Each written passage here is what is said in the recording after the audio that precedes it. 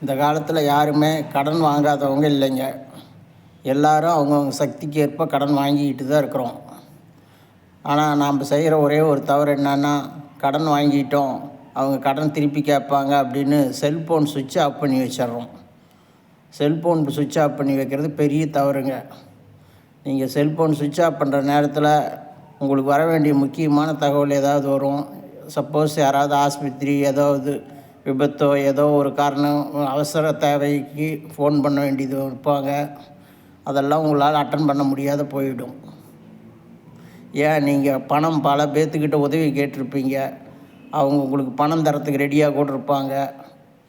அவங்க ஃபோன் பண்ணக்குள்ளே உங்களால் ஃபோனை அட்டன் பண்ண முடியாது. அப்போ அவங்க நினைப்பாங்க, என்னடா இப்போயே ஃபோன் எடுக்க மாட்டேங்கிறான், நான் பணத்தை கொடுத்ததுக்கப்புறம் எப்படா எடுப்பான் அப்படின்னு. அதனால் எக்காரணத்துக்கு ஒன்று ஃபோனை மட்டும் சுவிட்ச் ஆஃப் பண்ணாதீங்க. எக்காரணத்துக்கும் ஃபோனை சுவிட்ச் ஆஃப் பண்ணி வைக்காதீங்கள்.